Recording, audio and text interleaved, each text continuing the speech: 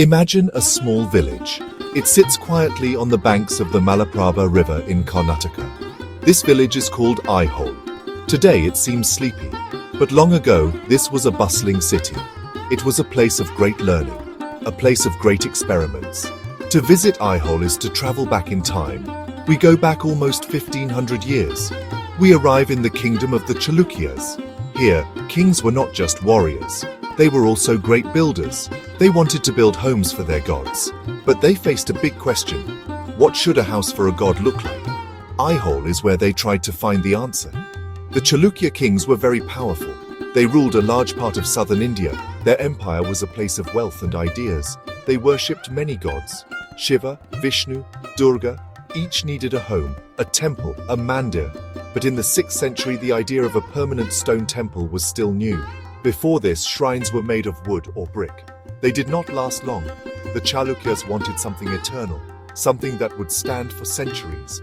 So they brought the best artists and builders to Aihole. They gave them a grand task, to dream in stone. This is why Aihole is so special. It is not just one temple. It is a collection of temples. Over 120 of them are scattered across the fields. Some are big and grand, others are small and simple. Each one is a little different. Each one is an experiment. The builders were learning. They were trying new things. They were figuring out the rules of temple architecture. This is why Aihole is often called the cradle of Indian temple architecture. It was a laboratory where the blueprint for the Hindu temple was born. A place of questions and answers all carved in stone. Think of it like a child learning to walk. First, the child crawls. Then it takes a few wobbly steps. Then it learns to stand and run. The temples at Aihole show us these wobbly steps. Aihole was more than just a place of worship. It was a university, a great school for architects, who were known as Sthapathis. Imagine a guild of brilliant minds. They all gathered in one place. They shared ideas. They debated designs. They competed with each other to create the most beautiful structures for the gods. The kings provided the money and the land.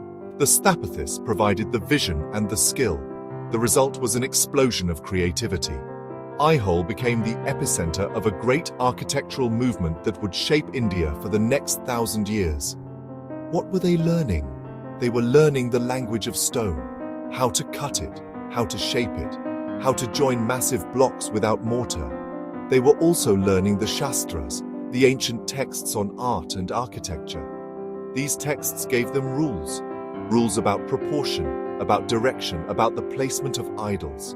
But rules can be restrictive. The architects at Aihole did not just follow the rules, they played with them. They adapted them. They created new forms that no one had ever seen before. This spirit of innovation is what made Aihole a true school. India is a vast land. Different regions have different cultures and different styles. This is also true for temples.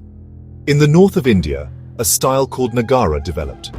Nagara temples have tall, curving towers, or shikaras.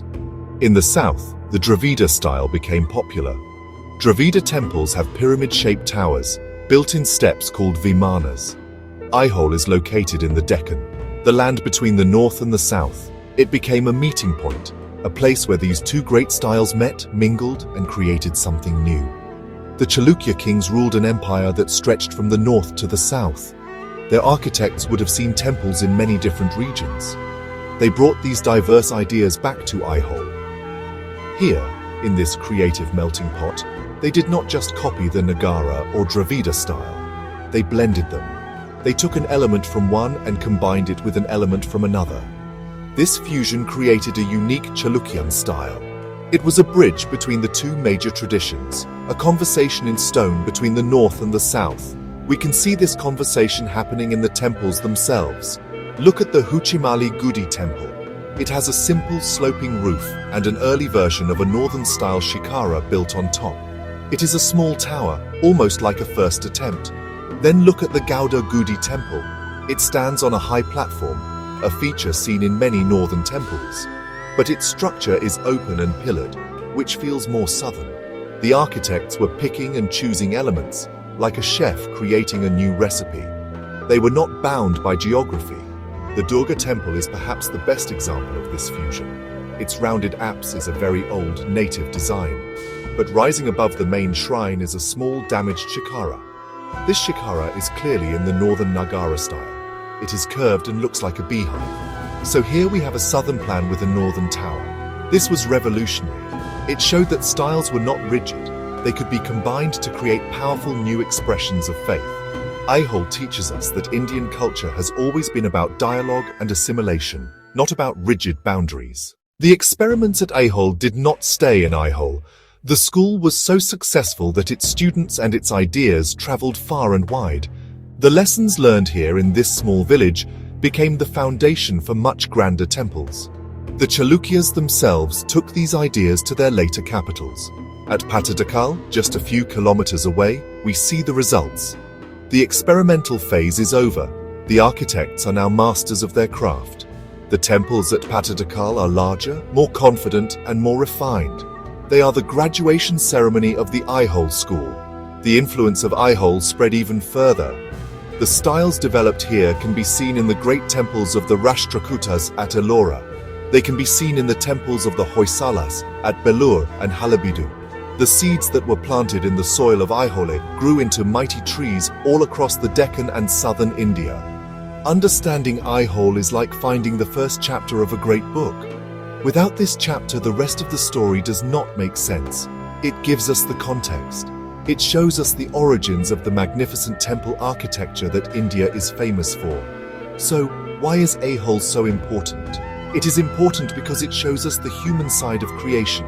It is not a place of perfect, finished masterpieces. It is a place of process, a place of learning, of striving, and of occasional failure. It reminds us that great art does not appear out of nowhere. It evolves. It is the result of many hands and many minds working together over time. The anonymous Sthapathis of Aihole were not just building temples. They were building a tradition. They were writing the grammar of a new architectural language. When we walk through Aihole today, we are walking through the pages of history. Every pillar, every carving, every small shrine tells a story. It is the story of a confident civilization that was eager to express its devotion in new and lasting ways. It is the story of how a small village on a riverbank became the fountainhead of a great artistic legacy. Aihole is not just a destination for tourists or pilgrims. It is a classroom for anyone who wants to understand the soul of India, a soul that has always found its highest expression in stone, story, and the sacred.